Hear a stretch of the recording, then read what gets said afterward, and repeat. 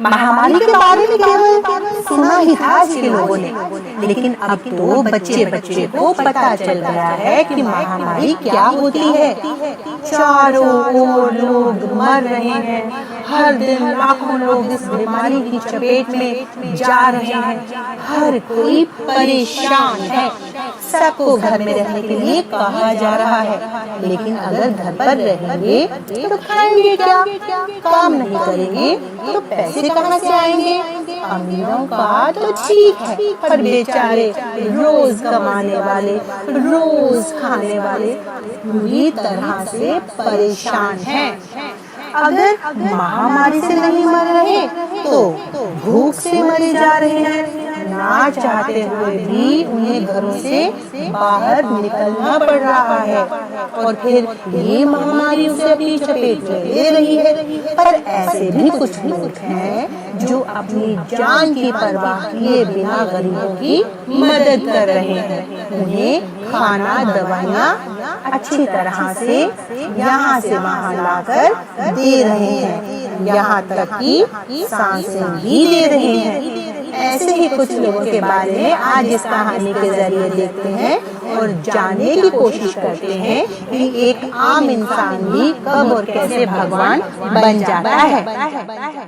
भगवान दास नाम का एक आदमी था जो एक अस्पताल में काम करता था। वो दिन रात बीमार लोगों की देखभाल करता था। वो ना तो ठीक से खाना खा पाता, ना ही सो पाता, बस दिन रात मरीजों की देखभाल में लगा रहता था।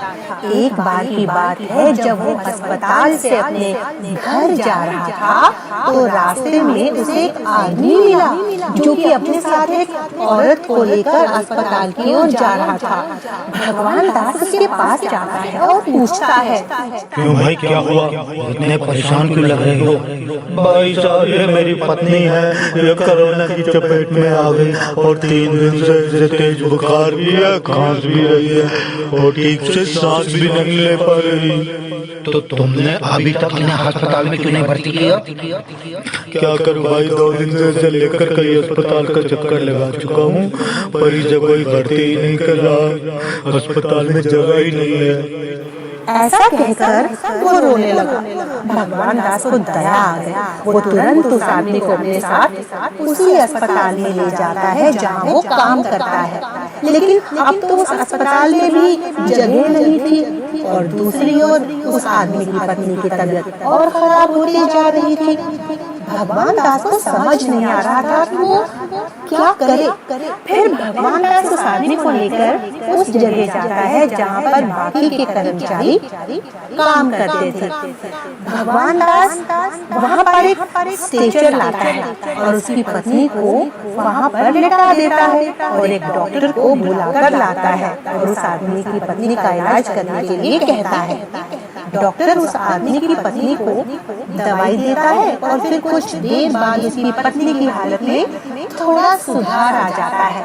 अब उसका इलाज वहीं पर चलता है और कुछ दिन बाद अस्पताल में जहाँ जगह खाली होती है और उस आदमी की पत्नी को भर्ती कर लिया जाता है और उसका इलाज होने लगता है। भगवान दास उस आदमी और उसकी पत्नी के लिए अपने घर से खाना बनवा कर लाता था और उस जैसे कई लोगों की मदद करता था। कुछ दिनों बाद उस आदमी की पत्नी ठीक हो गई। वो आदमी भगवान दास से कहता है, आपका बहुत बहुत धन्यवाद। अगर आप नहीं होते तो आज शायद मेरी पत्नी इस दुनिया में नहीं होती। आप सच में भगवान हो। अरे नहीं भाई, ऐसा कुछ नहीं, ये तो मेरा कर्तव्य था। हमें मुसीबत में फंसे लोगों की मदद करनी चाहिए। वो आदमी और उसकी पत्नी वहाँ से चले जाते हैं और फिर उन्होंने भी लोगों की मदद करना शुरू कर दिया। वो भी अब गरीब लोगों और जरूरतमंद लोगों की मदद करने लगे थे। वो आदमी ऑटो चलाता था। अब वो बीमार लोगों को बिना पैसे लिए अस्पताल में छोड़कर आने लगा। उसने कई लोगों की मदद की, वो भी बिना किसी स्वार्थ के। अरे ऑटो वाले भैया, हॉस्पिटल चलोगे? मेरी पत्नी की तबीयत खराब है। हाँ भैया बैठ जाओ जल्दी से। कितने पैसे लोगे भैया? देखो सही सही बताना, मेरे पास ज्यादा पैसे नहीं है और मुझे इलाज के लिए और भी पैसे चाहिए।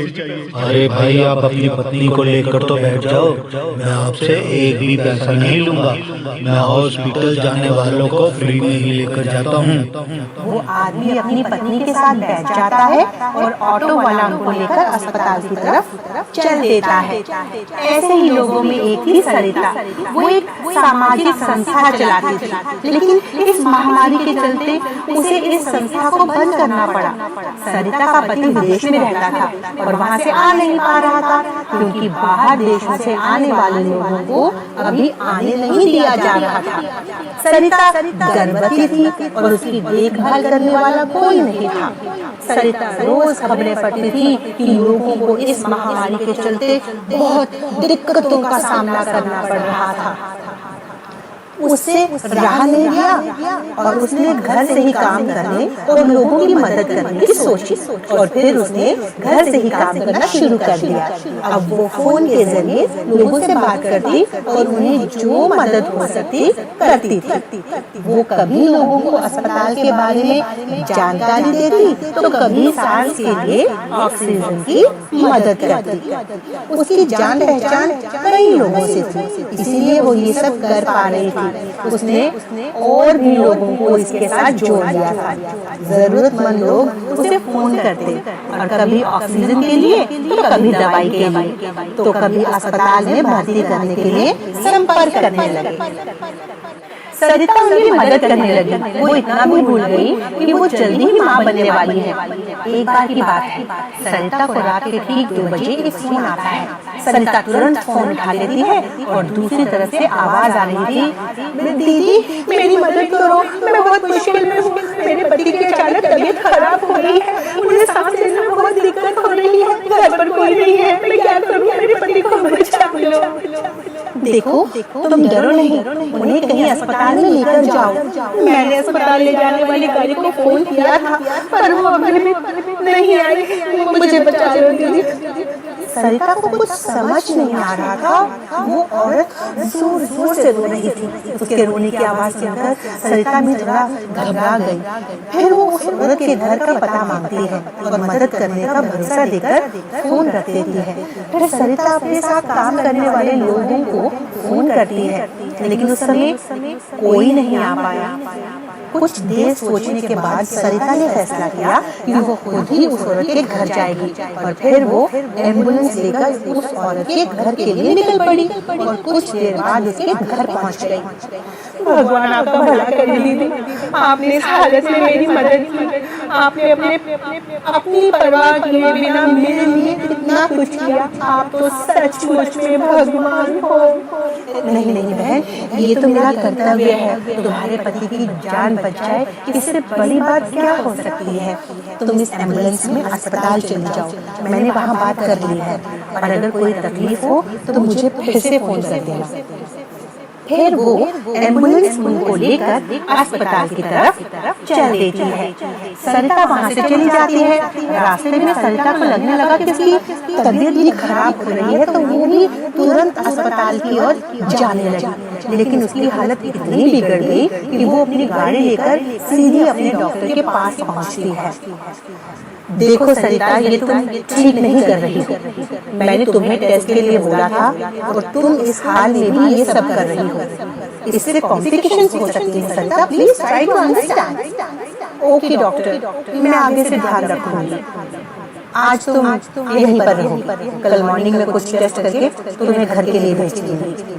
और डॉक्टर वहाँ से चली जाती है और अपने साथ नर्स को बोलती है, आज भी इस दुनिया में अच्छे इंसान हैं जो अपनी परवाह किए बिना दूसरे की मदद के लिए तैयार रहते हैं। ये सरिता उनमें से ही है।